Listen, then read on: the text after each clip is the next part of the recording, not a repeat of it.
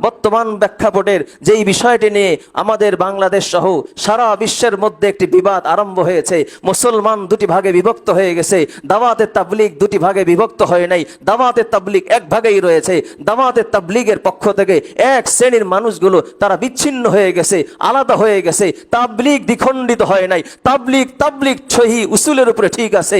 যারা গোরামি করেছে, যারা নিজেদের অবস্থান তারা টিকিয়ে রাখতে চায়, নিজেদের ইজ্জত মর্যাদা ধরে রাখতে চায়, নিজেদের আমিরত্ব ধরে রাখবার জন্য তারা মূল ধারা থেকে আলাদা হয়ে গেছে। মোহতারাম হাজিরিন, উদাহরণস্বরূপ একটি গুরুত্বপূর্ণ দল মনে করেন বিএনপি বলেন, আওয়ামী লীগ বলেন, জাতীয় পার্টি বলেন, এই গুরুত্বপূর্ণ দল থেকে অনেক সময় কিছু লোক তারা আলাদা হয়ে যাওয়ার কারণে এই দল দ্বিখণ্ডিত হওয়া বলা হয় না, বরং বলা হয় দলের কিছু মানুষ বেরিয়ে গেছে, তারা ভিন্ন দল কায়েম করেছে, দল দ্বিখণ্ডিত হয়েছে। এই কথাটা বলা সহি হয় না। ঠিক তদ্রুপ ভাবে যে সমস্ত ব্যক্তিরা সহি তাবলীগ হযরত ইলিয়াস রহমতুল্লাহ আলাইহি নাহাজ থেকে বের হয়ে আলাদা দল তারা কায়েম করেছেন, এরা তাবলীগের কোনো দলের মধ্যে অন্তর্ভুক্ত নয়। তারা স্বতন্ত্র একটি দল কায়েম করেছে, সেটা হলো মাওলানা সাদের অনুসারী। তারা পরিষ্কার বলে আমরা মাওলানা সাদের অনুসারী। আরে আমরা পরিষ্কার বলি আমরা কারো ব্যক্তির অনুসারী না, আমরা আল্লাহ এবং রাসূলের অনুসারী। অনেকে আমাদেরকে বলে আমরা জুবায়ের দলের অনুসারী না, আমরা জুবায়ের দলের অনুসারী না, আমরা তো রাসূলের উত্তরসূরি, আমরা তো আল্লাহর উত্তরসূরি, আমরা হিজবুল্লাহ আল্লাহর দল, হিজবুর রাসূল রাসূলের দল, আমরা কোনো সাদ সাহেবের দল না কিংবা কোনো জুবায়ের সাহেবের দল না।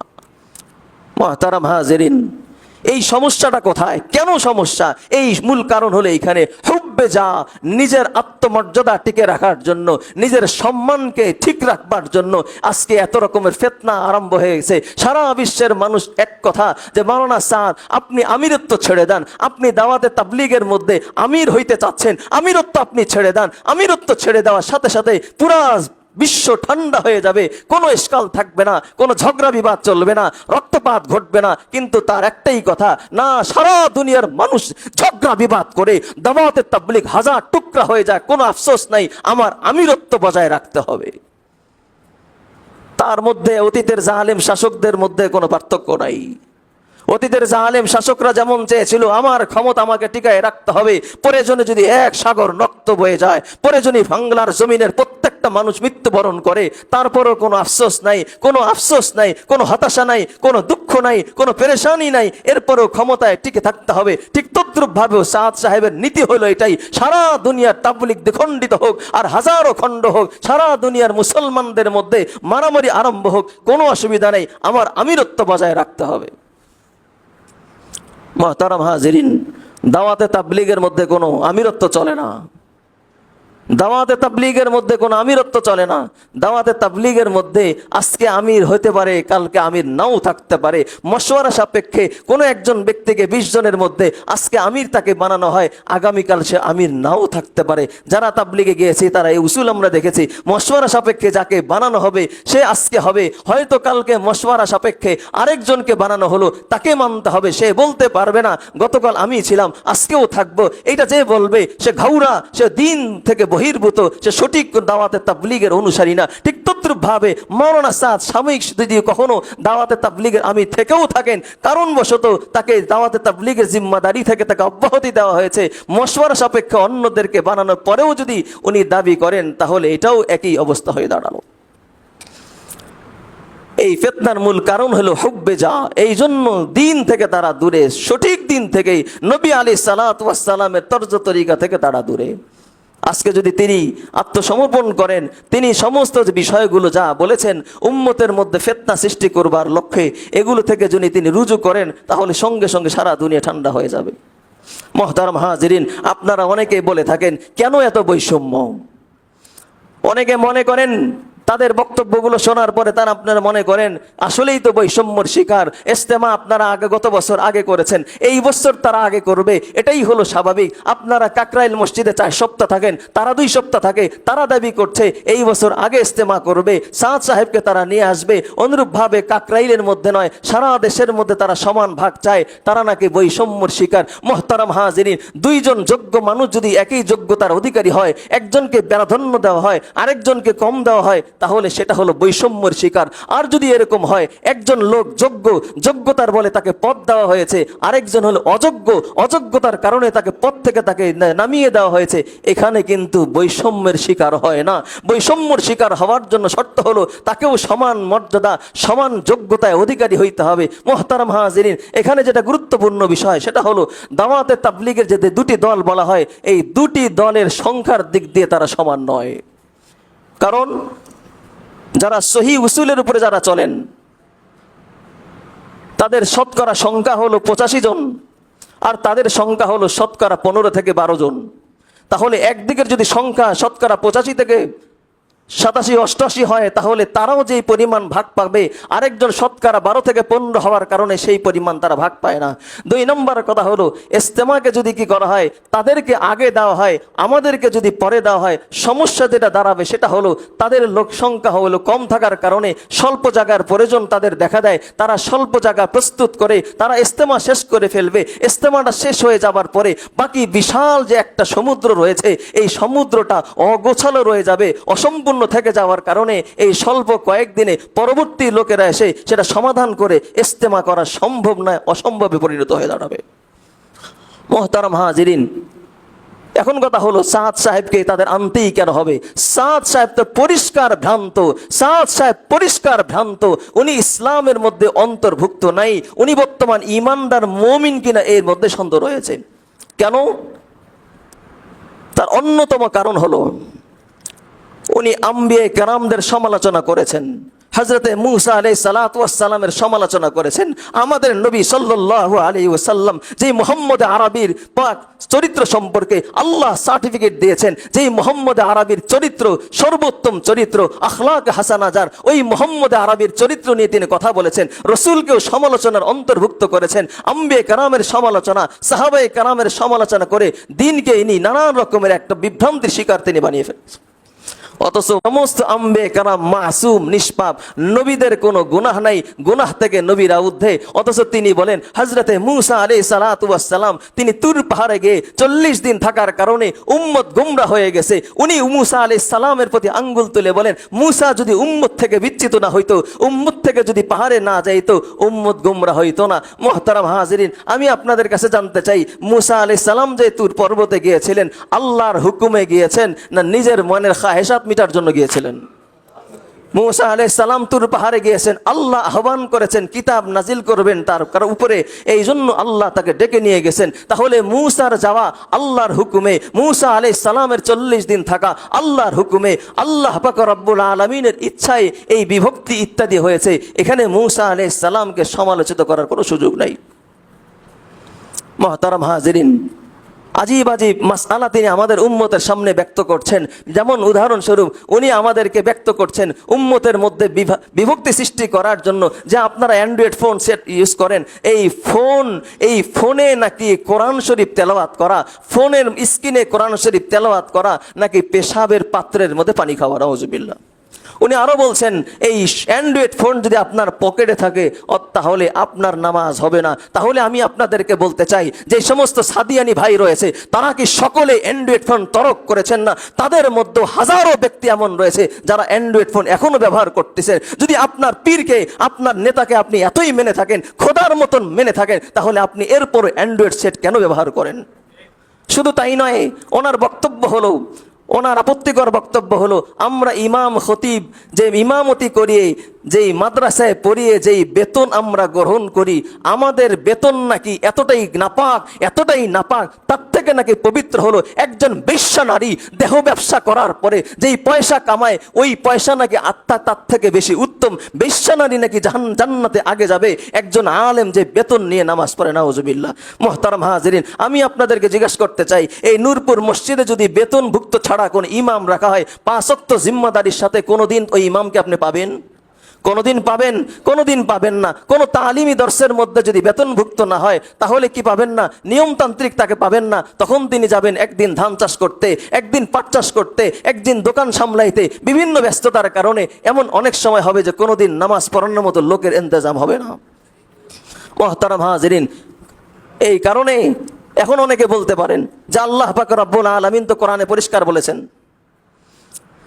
যে তোমরা অর্থের বিনিময়ে আমার কোরআনকে তোমরা বিক্রি করো না। এখন কথা হলো, যেই জমানায় বেতন সিস্টেম ছিল না, ওই জমানার মসজিদগুলো সরকারের আন্ডারে চলতো, ওই জমানার মাদ্রাসাগুলো সরকারের আন্ডারে চলতো।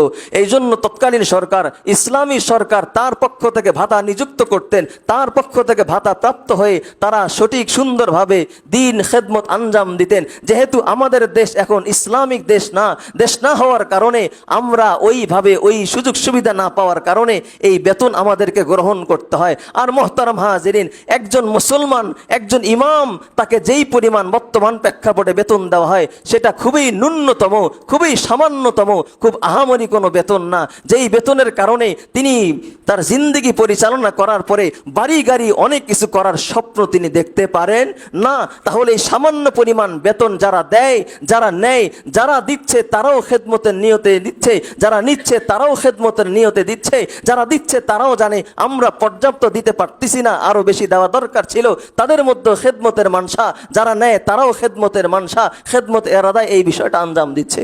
মোহতারাম হাজিরিন, এই ধরনের হাজারো আপত্তিকর বিষয়গুলো তিনি উম্মতের মধ্যে তিনি ব্যাখ্যা বিশ্লেষণ করে সমাজের মধ্যে একটা ফিতনা সৃষ্টি করেছেন।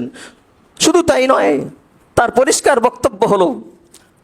বক্তব্য হলো দ্বীনের একমাত্র রাস্তা হলো দাওয়াতে তাবলীগ। দাওয়াতে তাবলীগের রাস্তা ছাড়া সমস্ত রাস্তাগুলো বাতিল, তালিম বাতিল, অন্য সমস্ত তাসকিয়া বাতিল। অথচ আল্লাহ পাক রাসূল করিম সাল্লাল্লাহু আলাইহি ওয়াসাল্লামকে ইরশাদ করেছেন, ইয়াতলু আলাইহিম আয়াতিহি ওয়া ইউযাক্কিহিম ওয়া ইউআল্লিমুহুমুল কিতাবা ওয়াল হিকমা। প্রত্যেকটা নবীদের জিম্মাদারি ছিল, প্রত্যেকটা নবীওয়ালা কাজ ছিল তিন ধরনের। এক নম্বর হলো তিনি উম্মতের মাঝে আয়াত তেলাওয়াত করে তাবলীগের কাজ করতেন। দুই নম্বর, তিনি উম্মতকে কোরআন শিখাইতেন, তালিম এবং হিকমা শিক্ষা দিতেন, কোরআন এবং হিকমা তাদেরকে শিক্ষা দিতেন। তিন নম্বর হলো আত্মশুদ্ধির লাইনে আম্বিয়া কেরামরা মেহনত করতেন। তাহলে তার মানে পরিষ্কার, একজন নবীর কাজ হলো তালিম দেওয়া, একজন নবীর কাজ হলো তাবলীগ করা, একজন নবীর কাজ হলো মানুষকে আত্মশুদ্ধি করা। অথচ তার বক্তব্য হলো একজন মুমিন মুসলমানের কাজ শুধু হবে তাবলীগ, বাকিগুলো ইসলামিক কাজ না। তার মানে হলো মাদ্রাসায় পড়ানো কোনো ইসলামিক কাজ না। তার মানে হলো আত্মশুদ্ধির জন্য খানকায় গিয়ে মেহনত করা, এটা কোনো তালিমি কাজ না,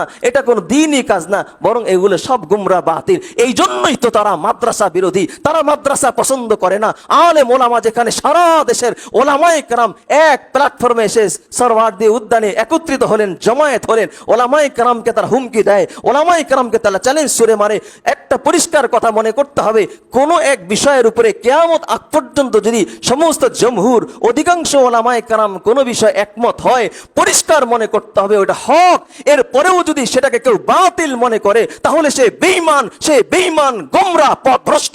সুতরাং ওলামায়ে কেরামের ইজমা, ওলামায়ে কেরামের ঐক্যমতের ব্যাপারে যে আপত্তি করবে, এরপরেও সাদিয়ানি সাহেবদের পক্ষে দালালি করবে, নিঃসন্দেহে মনে করতে হবে এর ভিতরে শয়তানি রয়েছে। এই উম্মতকে গুমরাহির পথে নিয়ে যাওয়ার অন্যতম পায়ে তারা চালাচ্ছে।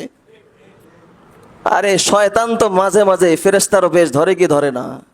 শয়তান মানুষকে মূর্তি পূজা করতে যখন আরম্ভ করেছে, শয়তান বেশ ধরছিল কি পীর সাহেবের বেশ, পাগড়ি পরা। সুতরাং দাড়ি টুপি পাগড়ি থাকলে দিনদার পরহেজগার হয়ে যাওয়া যায় না।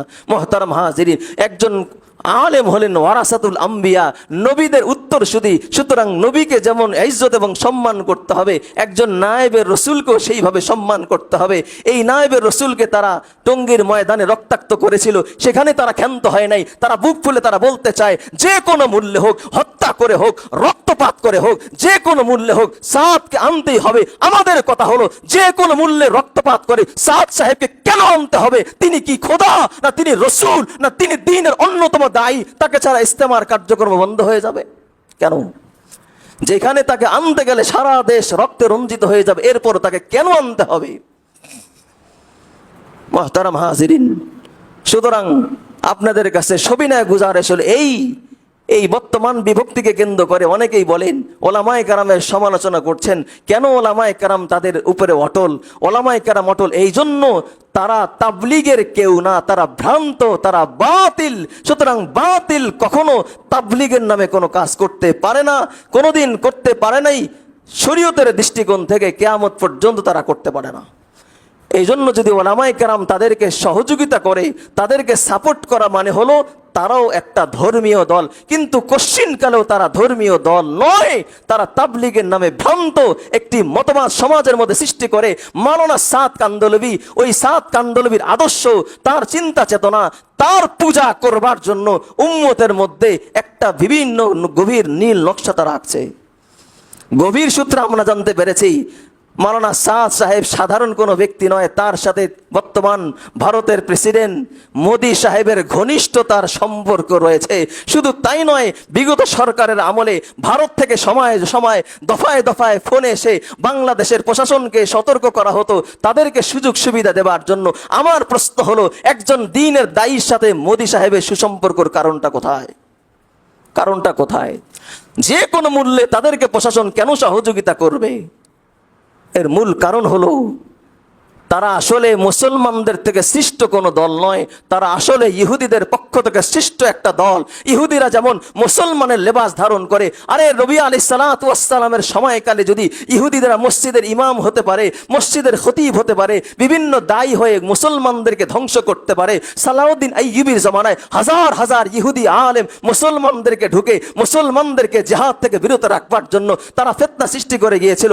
ইমাম সেজে দাড়ি টুপি রেখে বিভিন্ন মসজিদে তারা মিথ্যা দাওয়াত দিয়েছিল।